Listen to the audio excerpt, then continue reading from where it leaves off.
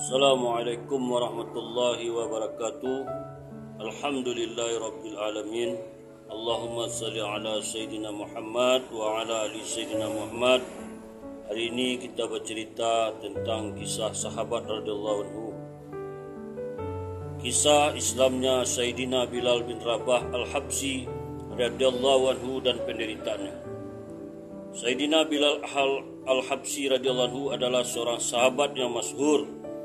Ia muazin tetap di Masjid Nabawi. Semula ia seorang budak milik seorang kafir, yaitu Umayyah bin Khalaf.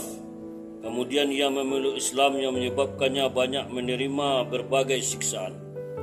Umayyah bin Khalaf adalah seorang kafir yang sangat memusuhi Islam. Ia membaringkan Sayyidina Bilal radhiyallahu anhu di atas padang pasir di siang hari yang sangat panas di bawah terik matahari sambil meletakkan batu besar di dadanya, sehingga Sayyidina Bilal radhiyallahu anhu tidak bisa bergerak. Lalu dia berkata kepadanya, "Apakah kamu siap mati seperti ini atau tetap hidup dengan syarat kamu meninggalkan Islam?" Dalam keadaan seperti itu, Sayyidina Bilal radhiyallahu anhu hanya berkata, "Ahad, ahad, hanya satu yang berhak disembah." Malam hari ia dirantai dan dicambuk terus-menerus sehingga badannya penuh luka. Esok harinya dengan luka itu ia dijemur kembali di padang pasir yang panas sehingga lukanya semakin parah. Tuannya berharap ia akan meninggalkan Islam atau menggelepar mati. Orang yang menyiksa Sayyidina Bilal radhiyallahu anhu sampai keletihan sehingga perlu bergantian. Kadangkala Abu Jahal, Umayyah bin Khalaf dan terkadang orang lain. Setiap orang berusaha menyiksanya sekuat tenaga. Ketika Sayyidina Abu Bakar radhiyallahu anhu melihat penderitaan Sayyidina Bilal radhiyallahu anhu, dia membeli Sayyidina Bilal radhiyallahu anhu dan memerdekakannya. Faedah: orang-orang musyrik menjadikan berhala sebagai sesembahan, sedangkan Islam mengajarkan tauhid.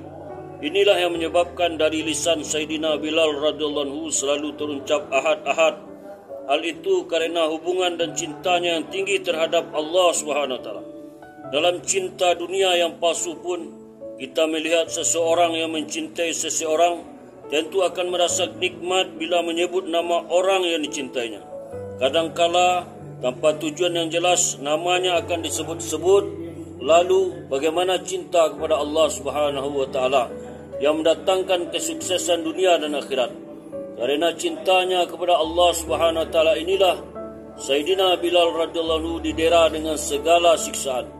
Ia diserahkan kepada anak-anak Makkah untuk diarak di lorong-lorong, akan tetapi dari bibirnya selalu terucap ahad, ahad. Dengan pengorbanannya itu, dia mendapatkan kehormatan sebagai muazin baginda Nabi SAW, baik ketika tinggal di Madinah maupun dalam perjalanan.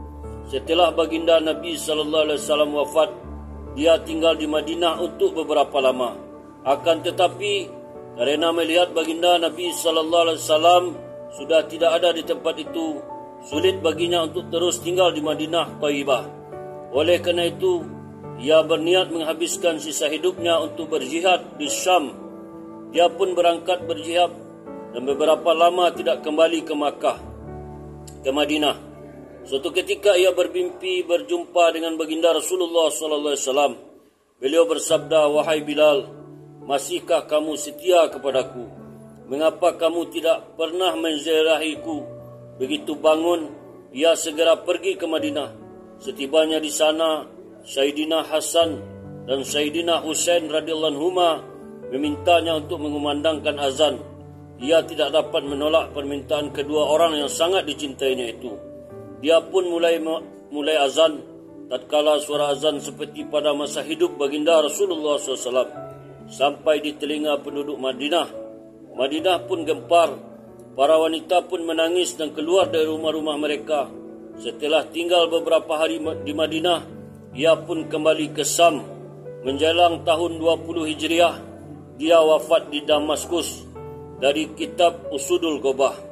Alhamdulillah, telah kita bacakan satu kisah tentang keislaman Sayyidina Bilal bin Rabah Al-Habsyi radhiyallahu anhu dan penderitaannya. Semoga jadi itibak pelajaran bagi kita.